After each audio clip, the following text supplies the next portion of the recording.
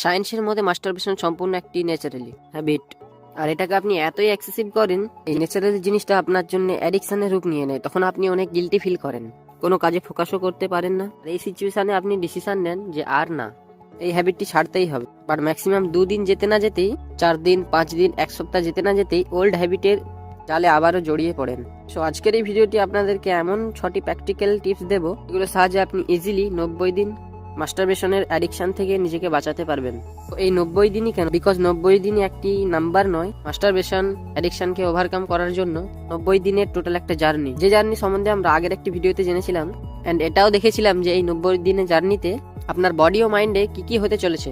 তো এই ভিডিও থেকে নেওয়া নো পিএমও 90 ডেজ চ্যালেঞ্জটি আপনি প্র্যাকটিক্যাল লাইফে কিভাবে কমপ্লিট করতে পারবেন তারই কিছু ইজি সলিউশন দেবো, আর সেই টপিক নিয়ে আজকের এই ভিডিওটি একদম স্কিপ না করে পুরোপুরি ভিডিওটি দেখুন। So number 1, stop watching anything that makes you horny. অর্থাৎ সেই সমস্ত জিনিস দেখা বন্ধ করুন যে জিনিসগুলো আবারও আপনাকে ওই দিকে টেনে নিয়ে যাবে, মিনস আপনার সেক্সুয়াল পার্টসকে ইনক্রিজ করে দেয়। আপনি হয়তো বলেন এটাই লাস্ট টাইম, বাট এই লাস্ট টাইমটা আর কখনোই আসে না, এটাই লাস্ট বার, আর কখনোই করবোই না। তারপরে আপনি এগেইন কোনো পর্ন দেখে ফেলেন, ওয়েব সিরিজ দেখে ফেলেন বা অ্যাডাল্ট মুভি দেখে ফেলেন, তখন আপনার মাইন্ড আবারও বলে জাস্ট একবার, এটাই ফাইনাল, আর না। আর এটা এমনই একটি সার্কেল যেটা চলতেই থাকে। তাই সোজা সাপটা কথা হলো, পর্ন, অ্যাডাল্ট, ওয়েব সিরিজ কন্টেন্টগুলিকে আপনার টাটা বাই বাই করতেই হবে। অ্যান্ড প্রচুর লোক নিজের বুকে পাথর চাপা দিয়ে নিজেকে কন্ট্রোল করে ফেলে, আর সেই পর্ন বা এমন কিছু চক্করে ফেসে গিয়ে নিজেকে আউট অফ কন্ট্রোল করে ফেলে। অ্যান্ড পর্ন আপনার লাইফে কি কি ক্ষতি করছে, যেগুলো জানলে আপনি এমনিতেই পর্ন জিনিসটাকে হেড করতে শুরু করবেন। সো পর্ন আমাদের কিভাবে বোকা বানাচ্ছে সেটা আপনি কল্পনাই করতে পারবেন না। আর নাম্বার 2, ডোন্ট স্টে অ্যালোন। এখন তো ঘরে কেউ নেই, এখন শুরু করা যাক। আর যখন আপনি মাস্টারবেট কুইট করার ডিসিশনটা নিয়েছেন, তখন এই বাধাটা আপনার জীবনে বড় একটা বাধা হয়ে দাঁড়াবে। এই 90 দিন যখন আপনি একা থাকবেন বা আপনার আশেপাশে কেউ থাকবে না, বা নিজেকে একা ফিল করবেন, তখনই এই থট আপনাকে একা ডিস্টার্ব করবে, যে সিচুয়েশনে মাইন্ডকে কন্ট্রোল করা খুব টাফ হয়ে যাবে। তাই নিজেকে ঘরে বন্ধ করে না রেখে বাইরে যান, ফ্যামিলির সঙ্গে টাইম কাটান, বন্ধুদের সঙ্গে আড্ডা মারুন, অ্যান্ড যে কোনোভাবে নিজেকে বিজি এবং রিল্যাক্স রাখার চেষ্টা করুন। তো সোশ্যালি অ্যাক্টিভ থাকুন যতদিন না আপনার মধ্যে সেই কন্ট্রোলটি আসছে, যে কন্ট্রোল আসতে মিনিমাম 2 মাস তো লাগবেই। এই সময় যদি আপনি নিজেকে একা রাখেন, তাহলে 90 দিনের চ্যালেঞ্জ তো দূরের কথা, 9 দিনের চ্যালেঞ্জ করাও আপনার জন্য অনেক টাফ হয়ে যাবে। তাই একা থাকা ও বোর ফিল করাটাকে অলওয়েজ অ্যাভয়েড করুন। Number 3, divert your mind. 90 days জার্নিতে বরং একবার নয়, অনেকবার এই ধরনের সিচুয়েশন আসবে যখন আপনি আউট অফ কন্ট্রোল হয়ে যেতে পারেন, বাট তবুও আপনাকে কন্ট্রোল করে থাকতে হবে। আর এই ফিলিংসটা 10 থেকে 15 মিনিটের মধ্যে আসে। আপনি যদি এই ফিলিংসের মধ্যে পড়ে যান, আপনার সমস্ত প্রচেষ্টা আরো একবার ফেল হয়ে যাবে। আর এই সিচুয়েশনটাকে হ্যান্ডেল করা সব থেকে পাওয়ারফুল টিপস হলো, যখন আপনার এমন কিছু চিন্তা ভাবনা আসবে, তখন আপনি যেই ঘরে বা যেই রুমে ছিলেন অন্য কোথাও চলে যাবেন বা বাইরের দিকে চলে যাবেন, আর 10 মিনিট পরে আপনি নিজে থেকেই এসে আমার কথাটাকে মনে করবেন। Number 4, don't go to bathroom your phone.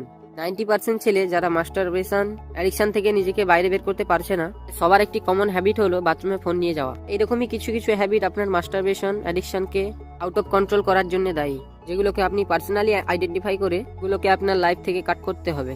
Tips number 5, যেটা আমি ম্যাক্সিমাম ভিডিওতে আপনাদেরকে বলেছি, যখন আপনি এক্সারসাইজ করবেন, আপনার স্ট্রেস কমে যাওয়ার সাথে সাথে ডিসিপ্লিনও বাড়তে থাকবে। যখন আপনি 90 ডেজ চ্যালেঞ্জে থাকবেন, তখন আপনার বডিতে টেস্টোস্টেরনের মাত্রা বৃদ্ধি পায়, ফলে আপনি অলওয়েজ ডাইভার্ট হবেন সেক্সুয়াল জিনিসের দিকে। বিকজ টেস্টোস্টেরন আমাদের সেক্স ড্রাইভকে ইনক্রিজ করে, এন্ড আপনার মধ্যে যখন বেশি এনার্জি ফ্লো হচ্ছে, তখন হয় সেটাকে আপনার বাইরে বের করে দিতে হবে, না হলে কোনো কাজে ইউজ করতে হবে। তাই যখন আপনি ওয়ার্কআউট করবেন, নিজের বডিকে খাটাবেন, ঘাম ঝরাবেন, এক্সট্রা এনার্জি আপনার বডিতে ঠিকমতো অ্যাবজর্ব হতে পারবে। আর এক্সট্রা টেস্টোস্টেরন আপনাকে সেক্সুয়াল ফিল্ডে ফোর্স করার বদলে নতুন পেশি বা মাসাল গড়ার কাজে লেগে যায়, যাতে আপনি অনেক স্ট্রংও হতে শুরু করবেন। আর তখন 90 ডেজ চ্যালেঞ্জ পূরণ করতেও আপনার খুব একটা প্রবলেম হবে না। এছাড়াও মাত্র 15 থেকে 20 মিনিটের সিরিয়াস ওয়ার্কআউট আমাদের ব্রেনে ডোপামিন রিলিজ করে। এই সেম কেমিক্যালি তখন রিলিজ হয় যখন আপনি মাস্টারবেট করেন।